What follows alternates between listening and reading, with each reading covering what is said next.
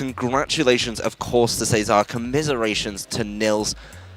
There's still more action, though, Dwee, and you know as well as I, we're not done here yet. There is one more match to go here in the top 8 of the 2017 North American International Championships. This one is going to be a good one. It's going to be a spicy one. It's going to be between Paul Chua, who just won his win and in game in the top 10. He had to go up against Diego Ferrer, as I mentioned earlier. He'll be facing off against one of the best players in the world, Markus Stadter, who is actually coming off of a top 4 Worlds finish and also multiple top cut finishes in the international championships that have happened in the past. Yeah, the circuit of the international championships, Markus has been so consistent across the board. He came in to this top 8 as the number 2 seed. Paul came in, actually, I believe, as the winner in with the lower seed. He won from that 10th place position and then moved into the 7th seed because that's who he beat in that match. Very, very good play. He's played an extra match. His marathon's still going, though, and he's not going to have an easy ride against Markus at all.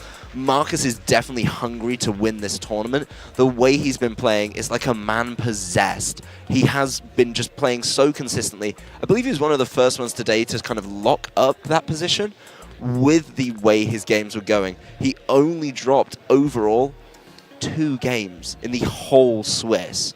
That's very impressive to do in this two big matches, tournament. I should say. Yeah, and he was one of the first players to secure his spot in the top cut. There you have it, Paul Chua on your left, and of course, Markus Stadter on the right. Paul Chua of the United States, and of course, Markus Stadter of Germany getting ready to face off here, and looks like they are almost ready to get into team preview. Let's go ahead and pull up some player cards here to see some past, experiences, right? Paul Chua, of course, the 2017 regional champion, and of course, 2013, he top 8 the World Championships as well. That's kind of dismissing all his past performances in the seniors division in terms of nationals finish as well, because he's definitely been in the finals before. Oh, yeah. His nationals in seniors, he was an absolute terror to play against. The 2017 regionals championship that they're referring to there, I believe it's actually in Athens, Georgia, where he played a very interesting team, one of the first people to pick up on the twinkle tackle use of Tapu Koko. And he just really established a good knowledge of this format. You see his team there. We've seen it on stream. I've been put on the lovely duty of casting him a couple of times. And he's just been playing it very, very well overall. Garchomp, Ninetales.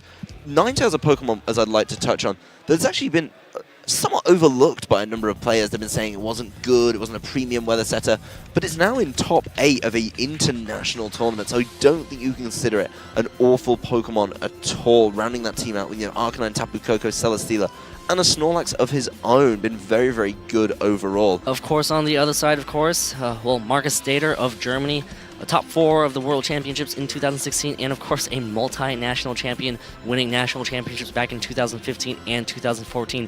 Running this interesting team with Porygon Z, Tapu Bulu, Smeargle, Nihilego, Hariyama, and Arcanine. So very interesting team. Porygon Z is a Pokemon that a lot of people don't use. They kind of use its younger counterpart in terms of Porygon 2, but Markus is piloting Porygon Z to the top. Yeah, we saw him actually play a very good game at the top of the day against Nick. That was an absolute thriller, and he did have to show off a lot of his team to earn that win.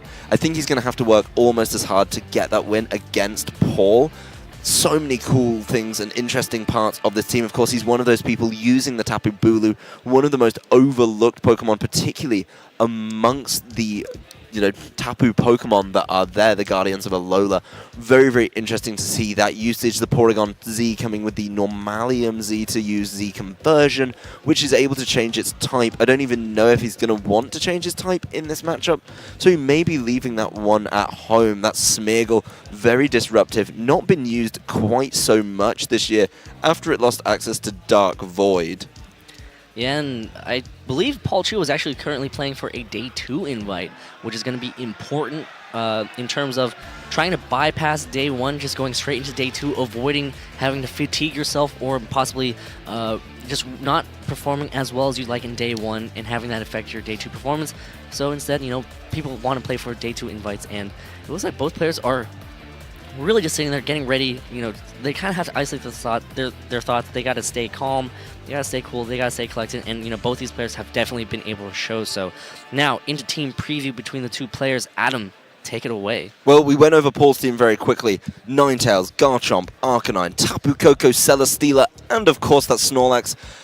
Moving over to Markus's team, a little bit different. Some things you don't see every day in the Nile Ego. Tapu Bulu, Porygon Z, Hariyama, Arcanine, and Smeargle. Certainly some Pokemon there that only work in this full coming together. And it looks like Paul has already locked in his team. Markus still taking some time to decide on what he wants. Probably going to take some notes here and getting ready. Of course, the roar of the crowd is incredible. I can even hear it all the way backstage. And it's such an electrifying atmosphere right now. And all these exciting matches. This is one of the last matches to finish up for the day. And this will actually be our last match of the day. And it looks like both players now locking in their selections. Both players shaking hands, showing exceptional sportsmanship. And both these players are fine examples of great sportsmen. Getting ready to go here now. Game 1 of the second top 8 match here on the video game stream versus, Paul Chua versus Markus Stadter. So here we go. Porygon Z and the Smeargle are the leads that Markus decides to go for. And Paul Chua now going to go ahead and lead with Ninetales and Arcanine. Ninetales is going to go ahead and activate its Blizzard or Snow Warning ability. Going to go ahead and bring out the Hail. Going to make those Blizzards 100% accurate and also allow it to use Aurora Veil. Arcanine now using its Intimidate ability to drop the attack stat of Porygon Z and Smeargle, but that's not going to matter too much. I'll be very interested to see what the Smeargle goes for. When we saw it earlier in the day, it revealed itself to be using and pretty much capitalizing on the Choice Scarf. So what it goes for here is going to be interesting. It goes for Fake Out to try and buy a turn for that Z conversion. That's going to be very important in what it does. It decides not to do that, and it's going to be a Spore onto this Arcanine to start this game off. Yep, and of course, Smeargle losing access to Dark Void in between Sun and Moon. In between Sun and Moon, and of course Omega Ruby, Alpha Sapphire, that does play a huge deal in terms of how Smeargle does play. Instead, it has to go for single target spores, and it looks like the Aurora Veil has been set up for Paul Chua's side of the field. Going to go ahead and boost the defenses and reduce the amount of damage done as Porygon Z using that Normalium Z. Going to go for a Z conversion here. Going to go ahead and raise every single stat that it has by 1 stage and also change its type to the electric type. Yeah, and that stat boost is actually going to help out a lot. That Aurora Veil coming through from Paul's Ninetales means that it's going to be taking less damage every single time. But Markus making the right call, I think, there, to go for the Spore, limiting what that Arcanine can do for at least a couple more turns. The boost in the attack stats, most importantly the special attack on that Porygon Z, means he's going to have a little bit more power to try and punch through that Aurora Veil and really deal the damage it needs to. And Hariyama is going to take the field for that Smeargle. Smeargle not wanting to stay in and stay locked into Spore, as Porygon 2, with that boost, doing a lot of damage to that Arcanine without now that same type attack boosted. Oh, a roar from that Ninetales, going to roar away that Porygon Z, reset its stat boost, but it's going to bring in Smeargle here. Well, if Smeargle had stayed in and put the Ninetales to sleep with Spore, things could have been a whole lot different. But Markus, respecting the potential switching from Tapu Koko on Paul's side, we haven't seen the U2 Pokemon in the back, compensating for that by switching the Smeargle out immediately. Didn't want to waste time sporing while the potential electric terrain was keeping all the grounded Pokemon awake. Ninetales was then safe to throw out a Roar, revealing one of its tech moves, and then able to just do well from that. Hariyama is here to try and deal with it. There, of course, is that Tapu Koko. This time you've got to think he hasn't gone for the Spore. And Smeargle does go for a Spore, and Ninetales blocks it because of that electric terrain, and now Ninetales using Blizzard here, going to connect on a Smeargle and Hariyama, doing a little bit of damage to that Hariyama, as Hariyama now goes for a knockoff, and I believe that was a knockoff, right? Yeah, it went. That was a knockoff. It went for it. That was a knockoff, so Tapu Koko now is revealed to not be carrying an item that can be knocked off. Yes, it was knockoff, and it didn't drop an item. So that means he knows the item on this Tapu Koko. The Smeargle is locked into Spore, so he knows that that's pretty much going to have to leave the field or just get readily knocked out by a Ninetales Blizzard. That leaves Tapu Koko very much open to start throwing out attacks. The Tapu Koko holding what is likely the Electrium Z, the chance of a Fairyum Z, but we did see it earlier in the day. Using Electrium is going to be in electric terrain. The only switch that would be great here is if Markus has that Tapu Bulu in the back. We're going to see the Hariyama switch and reveal the Tapu Bulu. Yep, Tapu Bulu comes in, going to change the terrain here, allowing Smeargle to be able to Spore. So it is going to be able to spore, and it does go for the spore here. Gonna go for the Ninetales and put that to sleep, which is a huge threat to that Tapu Bulu. You know, you don't want to switch in your Tapu Bulu, just allow it to get hit with the Blizzard at all. Now Tapu Koko going for the Dazzling Gleam, gonna connect onto Tapu Bulu. That is a critical hit. That is why it did so much damage right there as Smeargle gets KO'd. Ninetales takes its first turn to sleep. That's gonna be important to note because now Ninetales will be able to wake up within the next 1 to 2 turns. Yes, that Ninetales staying asleep is going to be very important for Markus to come back in this game. He has, of course, lost it. And the Tapu Bulu switch very, very good, getting the Spore off and, of course, bringing Tapu Bulu in to try and deal some damage. What he brings in alongside it is going to be absolutely essential. Of course, the Porygon Z can't Z conversion again. It's going to struggle a little bit on how that one goes. I'll be interested to see exactly how this one shakes out for it. I really like the position Paul's put himself in, even though something is asleep, because he still has access to his Z move. He could try and get the Tapu Koko out, then come back in with the train, and while he's doing that, try and knock something out so Markus doesn't have the option to switch here. Yep, and, well, Ninetales, if it wakes up, it will be able to go for a possible Blizzard onto that Tapu Bulu. Instead, now Paul Chua going to go ahead and use its Gigavolt, what? Havoc. Gigavolt Havoc, yeah. Just doesn't want to throw out an attack. It doesn't have its terrain, but it's still going to do a lot of damage. You've got to think that's going towards the Porygon Z, which isn't the bulkiest of Pokemon, especially without the boost from a Z conversion. It goes on the offense towards the Porygon Z, which has taken a little bit of damage already, and that is a very comfortable knockout. Paul putting himself very much in the driving seat. Huge knockout right there as Ninetales continues to take its quick nap. It's been a very long tournament for this Ninetales. Tapu Bulu using Horn Leech here, going to connect onto Ninetales. That should be able to set it up for a 2-hit KO, as well as healing back a lot of health right there. The hail does stop, which is kind of dangerous for that Ninetales. You never want to be firing off Blizzards out into the open without the hail to guide it, right? You don't want to miss a Blizzard on the important Pokemon. So Ninetales could possibly switch off, and also that removes the Aurora Veil from the field because it's been 5 turns. Yeah, Aurora Veil's been in play. And I think switching out the Ninetales could be interesting if that's how he wants to go about this game. Hariyama being forced back in here as its last Pokemon, pretty much making this matchup very Tapu Koko-centric. That is something that Paul might want to look at, maybe switching in and out again, or out and in rather, to take away the grassy terrain from Tapu Bulu, let the Ninetales go down, and then just try and deal with it. Of course, the Arcanine he has in the back is asleep. Looks like Paul's going to start making some switches. Yep, Paul now switching in that sleeping Arcanine for that sleeping Ninetales. Maybe trying to get that Aurora Veil back up just a little bit later, and also bringing back the Hail to possibly go for a Blizzard to go on the offensive here. Tapu Koko content on going for a Dazzling Gleam. There's no fake out coming out from that Hariyama at all. Hariyama does munch away on its berry, though, so it is going to be healing back with a Citrus Berry. So not a Pinch Berry, but a Citrus Berry. Tapu Bulu now going for the Horn Leech, hitting into that Arcanine.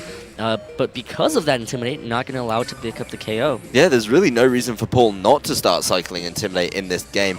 It does get the activation of the berry on Arcanine, which is going to make even more opportunities for Paul to rotate in and out. Hariyama left to just try and knock off into this Tapu Koko and do minimal damage. Perhaps maybe expecting a switch in that slot, maybe wanting to catch something on the switch with the knockoff, and that's why that knockoff was targeted down in that slot, because we've already seen the Hariyama go for a knockoff on that slot, and we've already seen the Electrium Z. Yes, he knows that it's not there, so he has to be predicting a switch, and like I said, Paul would really love to get Tapu Koko in under the electric terrain here. But at the moment, you know, he probably wants to do a lot of switching. He does have the option to do it while Markus doesn't. In this case, though, it looks like he's just going to start getting the Dazzling Gleams down. Importantly, picking up the knockout on Hariyama here. Yeah, and now it's going to be Tapu Bulu, but Tapu Bulu has so many Pokemon to try to get through. Has to try to get through this Arcanine. Tapu Bulu not known to carry really many moves that can hit that Tapu Bulu. No, it's going to be interesting to see this. The Tapu Bulu's just sticking around, basically trying to recover as much as possible with a Horn Leech here, but soon we are going to have the grassy terrain running out, and Arcanine's going to wake up as well. The Tapu Bulu has been intimidated, and at that point, you know, it's going to be really tough. I don't quite know if there's something Markus needs to be thinking about in this game, but he probably wants to start looking towards the next one. Yeah, you know, this is good position right here. Tapu Koko can go for Dazzling Gleams, full power Dazzling Gleams, single target Dazzling Gleams that do a little bit more damage as Arcanine does wake up and go for a Flare Blitz here, and it is going to connect onto that Tapu Bulu, going to do a massive amount of damage, and Tapu Bulu cannot hang on, and Paul Chua takes game 1 here of the top 8 of the North American International Championships. One interesting thing to note, of course, was now Markus knows about Roar. Yeah, Markus knows about it. So I think Z conversion is pretty much off the table for him, and that may change entirely how this matchup gets played by Markus. He's certainly got some thinking to do between games 1 and 2 here. I'd like to see a potential fake out come down onto that Ninetales, and then maybe try and deal with it a little bit more. If you fake it out and it can't immediately roar, then you may be able to not only stop Aurora Veil, which was really, really important for Paul. I think a lot of people underestimate how good Aurora Veil is. When you see the damage that comes out, it's just not enough to be really taking those knockouts you were comfortable getting. And there's nothing to really stop Paul setting up that Aurora Veil and then throwing out some Blizzards, apart from a very smart use of Fake Out from either the Hariyama or the Smeargle. The important thing is, if it goes for it, he needs to just carry on and get some damage down. Yeah, and Paul has already locked in his team. Markus now has to make some decisions on how he will adjust his team to be able to combat it. So here we go, Game 2, Paul Chua up 1-0 versus Markus. Markus now playing for his tournament life and moving on to the top 4 and playing tomorrow on Championship Sunday. All right, it looks like both players are ready to send out their Pokemon now. It is going to be Ninetales and Garchomp leads for Paul Chua. Markus going to be countering that with his own leads of Nihilego, and it looks like it's going to be Hariyama. Yes, and I think this is a much better lead from Markus's point of view. As I was saying before the game, Ninetales is probably one of those things you really want to start dealing with here. Paul adapts his lead so well, though. What I like from this lead is he almost has read exactly what Markus is going to do. The problem he has here is he wants to shut down Ninetales purely because he doesn't want another Aurora Veil to go up, and that could be a big problem for this game. In the same vein, though, he doesn't want to leave Garchomp unchecked, because then it's going to start earthquaking things, including that Nihilego, which is going to take so much damage from an earthquake, going to be readily knocked out. So he's limited in picking one and just trying to deal with it as quickly as possible. Hariyama now forced to go for a fake out into that Garchomp here. Going to go ahead and activate that Rough Skin. Garchomp flinching before that Ninetales, possibly revealing that is going to be a Choice Scarf. Ninetales now using Aurora Veil here, going to go ahead and boost the team's defenses, both specially and physically now. Nihilego going for a hidden power here. Going to hit that Garchomp. Is it going to be enough? It is not enough to pick up the KO. Hail's going to be not even enough to pick up the KO as well. So huge, huge survival right there. Huge plays from Paul Chua. And that's why you run Aurora Veil. Paul showing why Ninetales is actually a good Pokemon. It brings Aurora Veil, limits the damage done, and his Garchomp is still around. Now that Nihilego is forced to play a certain way, and Ninetales could do even more. Be very interesting to see what Ninetales goes for in this turn.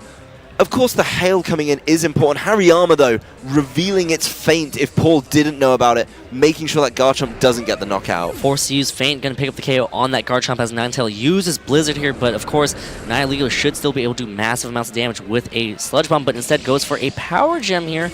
Of course, they're both about the same base power anyways. It's super effective. Again, Nihilego slowly getting chipped away. Nihilego, again, continuing to get chipped away by that Hail as well as that Hariyama. So Hariyama has revealed Feint. That's one thing that Paul Chua is going to have to respect moving on. You have to watch out where you protect now. Yeah, well, this lead actually showing why it works so well, because with the potential protects, that's one of the best ways to try and not take damage, of course, from a Nihilego. It's going to be interesting to see just how well he can target like the Feint and the follow-up attack here. Of course, the Tapu Koko is going to be there to try and deal with the Nihilego, but it's probably going to have to rely on one of its electric-type attacks to really get that damage down.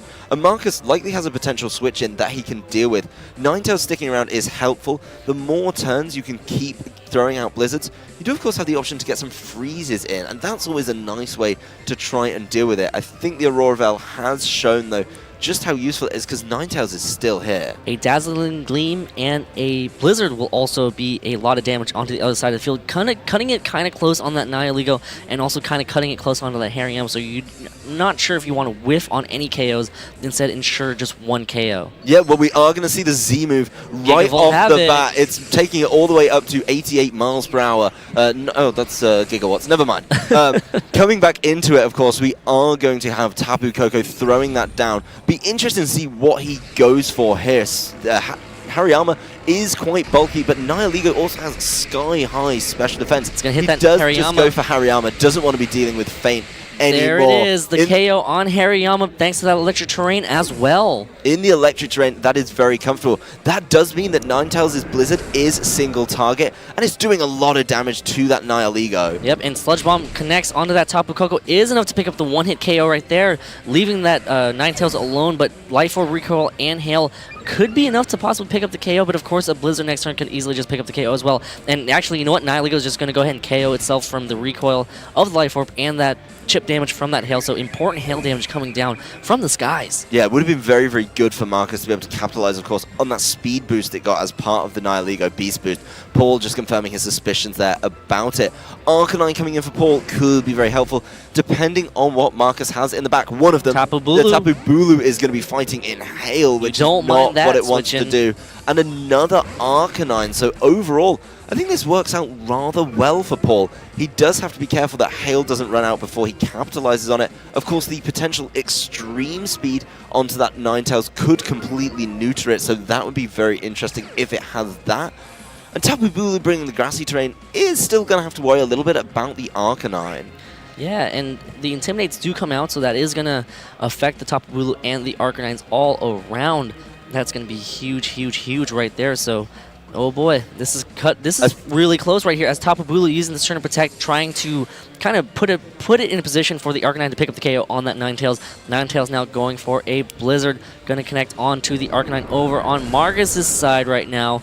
Going to go ahead and not do much damage at all. Markus' Arcanine now going for a Flare Blitz, going to connect onto that Ninetales and pick up the KO through that Aurora Veil. Lots of damage dealt, and now it's going to be Arcanine on Paul's side versus Tapu Bulu and an opposing Arcanine. Well, Paul not respecting, I think, some of the options, but we've seen he's got Raw, so he had to sacrifice a move, of course, on his Ninetales to make room for that Raw. Of course, we've seen Blizzard and Aurora Veil, we've seen Raw, and they've always got something else. A supportive Ice-type move is usually either Icy Wind or Freeze Dry, so not having Protect is something Markus probably read into and didn't bother, just ignoring it. Knew it wouldn't be able to knock out Arcanine with the Blizzard because of the Fire typing, and just gets the knockout with the Flare Blitz. Markus, 2 versus 1.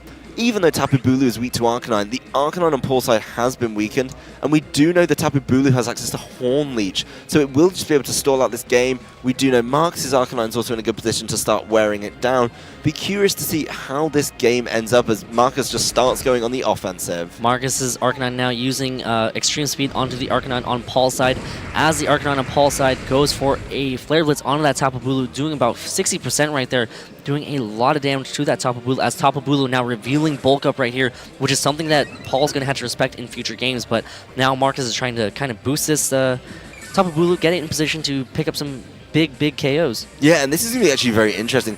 See if Tapu Bulu can get in a position to activate one of those Pinch Berries. Of course, the healing definitely helps out a little bit, but he's still going to have to awkwardly get in that situation. Paul's Aurora Veil finally wears off, though, and we see the damage that was done by Markus' Arcanine is just going to be going up this time. Of course, we know that Paul has the berry on his Arcanine, the Margot berry, which Markus is just going to have to be careful he doesn't actually activate here. Paul right there was actually about to click the forfeit button, but instead Arcanine protects itself, maybe trying to get a little bit more information going into Game 3, as Arcanine does reveal that it does have Bulldoze. It's going to try to use that as speed control there on his Arcanine, so important information to have if Paul did not already have that information, so smart right there to not forfeit just yet. Maybe he'll go for the forfeit now after he's seen that. Yeah, you want to play out as much of this game as possible, and Markus revealing his 3rd attacking move on this Arcanine. Very, very interesting information for Paul to take into Game 3 here. Overall, the game still lies with Markus, who's just going to start extreme speeding again. But Paul just wants to gather as much and maybe start thinking about Game 3. Yep, and here now, Paul using Flare Blitz here, hitting that Tapu Bulu that's been boosted with that Bulk Up, knowing that that is going to be huge in the survival of that Tapu Bulu, as Tapu Bulu also now reveals the fact that it is carrying a Pinch Berry here. It is going to be that Figgy Berry, and Tapu Bulu, again, using Horn Leech here, connecting onto that Arcanine, doing a lot of damage, and that might be a bit close as to activating Arcanine's Berry, but I guess it doesn't, not quite yet. Yeah, we do see the recovery from Tapu Bulu before the activation of the berry. So Arcanine getting himself in a very interesting position, but we finally see the damage calculation, which may be something that Paul really wanted to play out to see how much a Flare Blitz actually does after a bulk up from this Tapu Bulu. That's good information.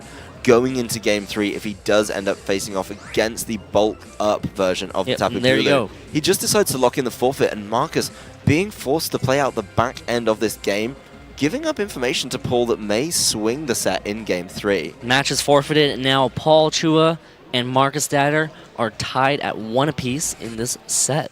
Yeah, the tournament lives for both these players coming down to a single game. It reminds me of the old days when we used to play together, when things were best of one, single elimination. That is exactly what this match is right now. Yeah, except there's a lot more information. There's a lot more knowledge that's been shared about the opponent's team. So it's going to come down to this, everybody. For those of you watching back at home, use that hashtag #PlayPokemon. Who are you rooting for to move on to the top 4? Markus Stadter or Paul Chua? Two very extremely talented players duking it out here, trying to play on to Day 3, Championship Sunday. I did actually, looking back at that game, you look at the team selection, you look at the 2 that Markus left at home, I think they were actually, very, very smart to leave those at home, leaving the Porygon Z, leaving, of course, the Smeargle back at home on the bench. Very smart, he just didn't bring them to the battle. And I think a little more aggressive, the combination of feint and attacks with the Hariyama and Nihilego lead is something that we are going to see Paul have to respect. Particularly the Hariyama coming up in the lead against the potential Ninetales, which Paul has led in the lead both times, as there's no, rival weather from Markus's team. Feels comfortable he's going to be able to get that out. A fake out on a Sludge Bomb would be a really good way to just stop Aurora Veil, and that's something I think Markus would probably want to do in Game 3. Both players now getting ready, jumping into Game 3. Both players' tournament lives now online. This is match point for both players.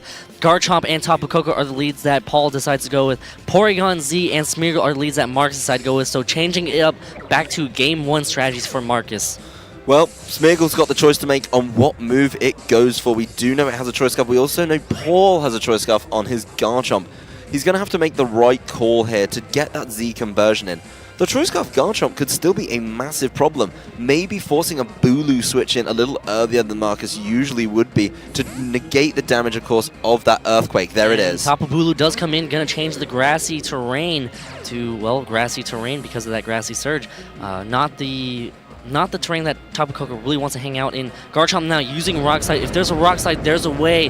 Smeargle taking that Rock Slide, gonna be able to bypass it and go for a Spore. And also, the grassy terrain allows Pokemon to be put to sleep as well. Now that Tapu Koko is gonna be fast asleep, it is gonna take its first turn of sleep here. So, Markus kind of just switching in that Porygon Z, switching it out, smart call to bring in that Tapu Bulu. Well, getting that Tapu Bulu in works on so many levels for Markus. Not only does he get a great switch into the Rock Slide, forces Paul to respect it and lock into the Rock Slide over an Earthquake, which would have been doing a whole lot more damage because of the same type attack bonus. Now, Smeargle can probably take another Rock Slide quite comfortably, assuming it doesn't flinch. We'll have the opportunity to put Garchomp to sleep. And Tapu Bulu's matchup, actually, against the Tapu Koko and Garchomp together is rather nice, especially if Garchomp goes to sleep. If it doesn't flinch, it's going to be able to start dealing out big damage in this grassy terrain, which will be very, very helpful. It doesn't decide to do that this time, though. Tapu Bulu switches out now. Porygon Z coming back in. Now is a great time for Porygon Z to be able to set up that Z conversion if it possibly can. Garchomp using this turn to go for a Rock Slide here, connecting on that Smeargle. No critical hit there. Smeargle hangs on, flinches, and cannot move! Huge flinch right there for Paul to be able to have that Garchomp still around and still able to KO that Smeargle next turn. Well, as Markus was making that move, I was thinking it over, and it definitely felt to me like he was banking on no flinches and a long sleep timer. By removing Tapu Bulu from play, showing that he wants to bring Porygon 2 back in, he's committing to another turn where he has to set something up and he's not dealing damage. Now, while he's trying to do that, he's got to take Rock Slides from Garchomp, which is no easy feat at all. He's again forced into a switch here that may be able to be punished, especially if this Tapu Koko wakes up. Porygon Z now protecting itself, not going to want to take a Rock Slide. Smeargle going to go back to the Pokeball, and Garchomp now forced the Rock Slide since it is locked into it. Hariyama not minding it too much. Hariyama a good switch as well as preserving that Smeargle in the back. Tapu Koko wakes up now, going to go for a Gigavolt Havoc here.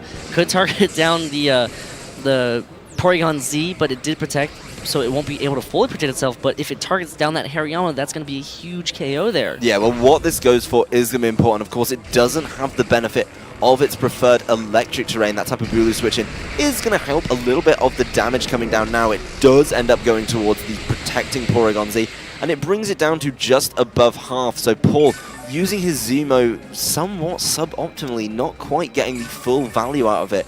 Markus still hasn't used his. We know that it's the Z conversion he wants to get into play. And he now has the opportunity to do it. That Hariyama coming into play will be able to potentially slow down the Garchomp with a fake out, but he's only going to buy himself one turn here. Yep, Hariyama now using fake out here, going to hit that Tapu Koko with a critical hit, doing a lot of damage. Garchomp now going for the Rock Slide, going to connect onto both Pokemon on Marcus's side. Porygon Z, is it going to flinch? Nope, Tapu Koko flinches, and Porygon Z flinches and cannot move as well. Paul showing the power of Rock Slide in this match, basically making sure that he just keeps going for it. As you said at the beginning of the game, where there's a Rock Slide, there's a way. It was a move that Markus actually forced him into. Markus made him pick Rock Slide with this Choice Scarf Garchomp by bringing Tapu Bulu to this game, and now he's getting punished for it. Markus has been playing this so defensively, desperately trying to get this Porygon Z set up with Z conversion, switching things out when he had the opportunity to go on the offense, and now he's facing an uphill struggle to get back into this game. Garchomp's free to just keep on Rock Sliding right now. Yep, Garchomp with a Rock Slide and a Dazzling Gleam from that Tapu Koko should be enough to pick up the KO on that Porygon Z now. So this is a good position for Paul. A couple Rock Slide flinches put him in this position here because of that Choice Scarf. This is going to be a huge turn, as with Hariyama now is going to be forced to withdraw.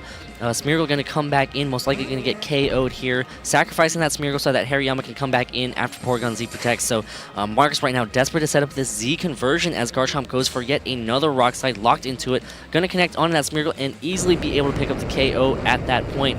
That is a 3-hit KO on that Smeargle with one flinch in the middle. Tapu Koko now going to use Dazzling Gleam, going to hit into that Protect. Not going to do any damage at all. And of course, Tapu Koko and Porygon Z and Garchomp will be healing because of the grassy terrain that Tapu Bulu set up a while back. Yeah, Markus going to try another way to get set up with his Z conversion. He's going to probably bring in Hariyama again. Don't know if Tapu Bulu's quite the play, but Hariyama coming back in with access to another fake out. This time he may be more inclined to go for a fake out on the Garchomp, just because he doesn't want the potential Rock Slide flinch that has prevented it going up already. Porygon Z really needs the Z conversion to start doing its best work. Of course, if it goes for that, then Hariyama's going to get caught by a really big Dazzling Gleam coming out of this Tapu Koko, as is Porygon Z, of course. Porygon Z, not the bulkiest of Pokemon, not like its younger Eviolite holding brother there. Tapu Koko switching out here, going to go into Arcanine, going to use the Intimidate ability on that Hariyama. It also is going to affect that Porygon Z, but it's not going to matter too much, of course, because Porygon Z has already revealed that it has Thunderbolt. Hariyama now using Fake Out, going to target down that Arcanine slot. Where there's a Rock Slide, there's a way. Garchomp goes for a Rock Slide here, going to connect onto both Porygon Z and Hariyama. Porygon Z, it is going to be able to move. Yes, it is going to be able to activate its Normalium Z and go for that Z conversion. That's right. And it will, of course, change its type depending on the first move in its move slot order. Not only does it change its type, it gets a boost to all its stats: attack, defense, special defense, and becoming the electric type. The interesting thing about that is now it would be even better for Garchomp to switch out and maybe go for it with the Earthquake. Doesn't look like something he's going to be doing.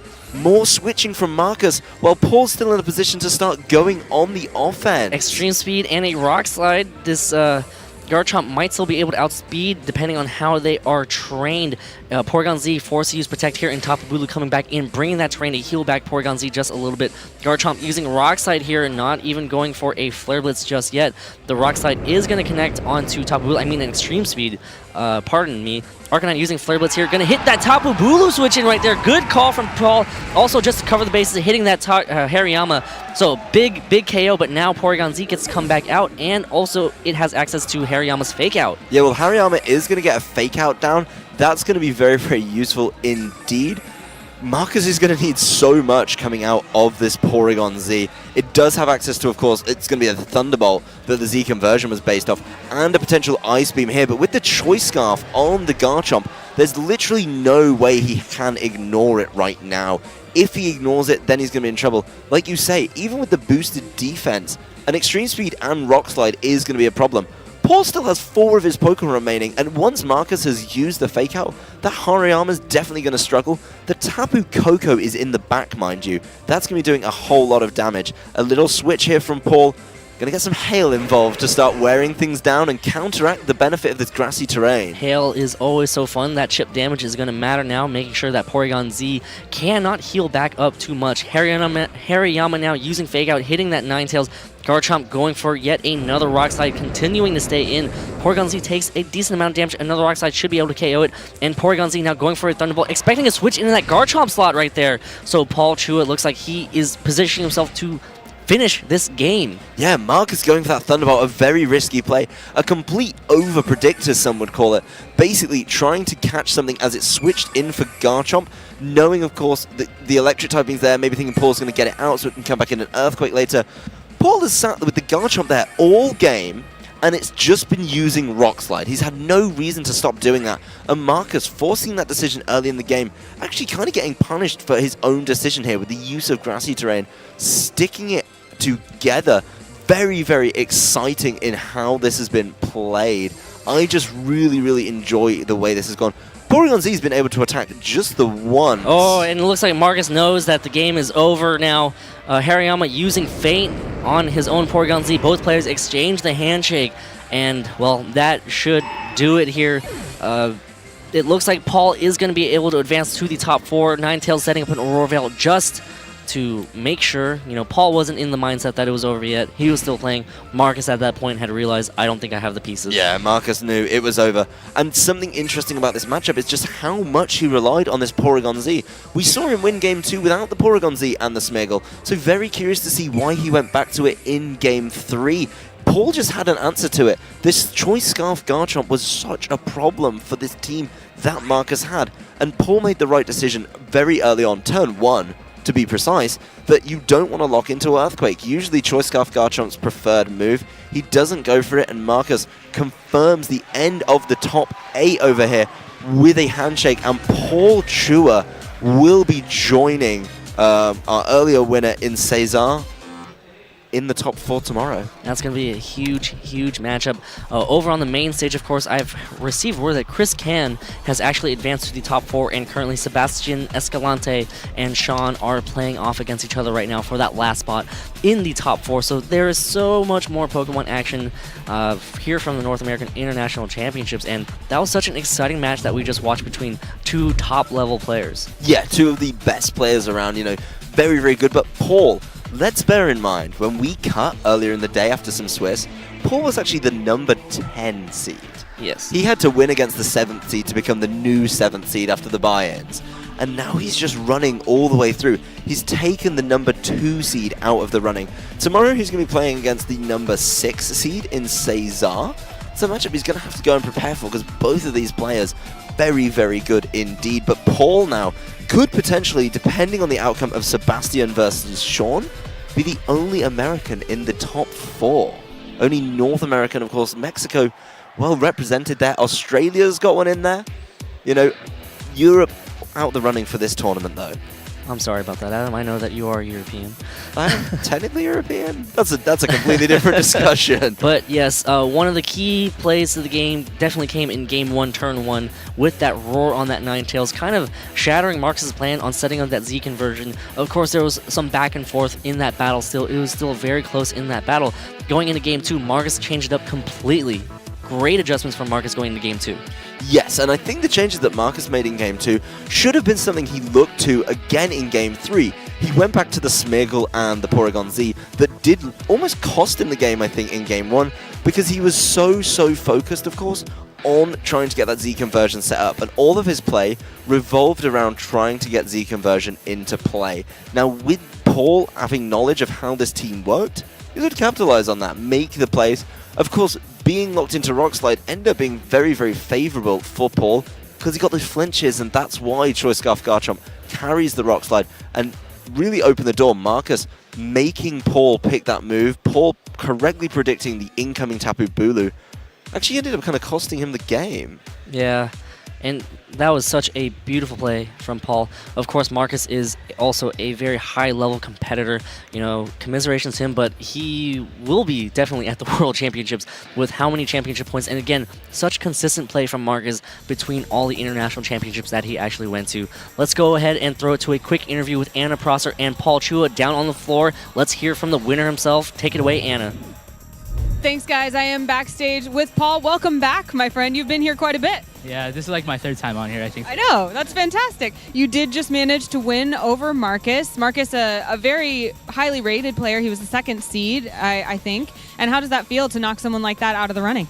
I mean, I feel pretty bad because all I did game 3 was just spam rock slides. So, yeah, I just felt really bad because I flinched most of the time. Well, you do have a team that you've mentioned numerous times to us is built around being safe, making sure that you have answers to everything. Is that what you felt like you were able to do this time? Against Markus, like game 1, I felt like I had the safer thing. But then game 2, when he switched up everything, I didn't bring like Porygon Z. That's when I started to realize I needed to find something else. And I just couldn't think of anything. So I was just like, I'll just press rock slide. So unfortunately, that had to happen. You also made the interesting choice to have Roar on Ninetales. Tell us a little bit about that decision. The main reason why I had Roar originally was to handle EV teams and Trick Room teams. But in this case, I would Roar away his Porygon Z after he got the conversion off to remove all the stat boosts. And so when it comes back, it's just back to normal. Now, moving forward, this must give you a certain amount of confidence, yeah? How do you feel going into your next few matches? I feel pretty normal. I don't really have anything to really say about that. All right, well, how close are you to the goals you were trying to reach? I know that Day 2 invite was on your mind. Actually, winning this gave me my Day 2 invite for Worlds, so that's pretty good for me. That's awesome. Congratulations. Thank you so much. And back to you, casters. Wise words of wisdom there from Paul Chua, and well, congratulations to him. I'm excited to watch him tomorrow, but Adam, I think that's actually it for us on this side of the stream right now. Yes, there is one more match remaining in the top cut. I think we have a little bit of a bracket so we can just see everything that we know and how that's shaken out so far today. We do have confirmation of the matches we've been casting. The Cesar Reyes was our first one up, and he beat Nils Dunlop to advance. He's going to be playing against Paul Chua tomorrow afternoon, I believe, who just took the win against Markus. On the other side of the bracket, Nick Navarre, who was a heavy favorite going into this tournament, has bowed out of the tournament at the hands of Chris Kahn, the former world champion in the trading card game. And of course, the match that is actually still going on right now is going to be Sebastian Escalante and Sean Bannon. So, you know what? With that said, it's still going on over there. We want you all to be able to witness what an amazing match that will be. They're in Game 3. They're coming so close to the end of that. Watch tomorrow, watch today, Pokemon.com/live for more exciting battles here from the 2017 North American International Championships. My name is Dewey Ha, and this is Adam Doricott, and, well, we're signing off from here. So, have a see good you guys night tomorrow.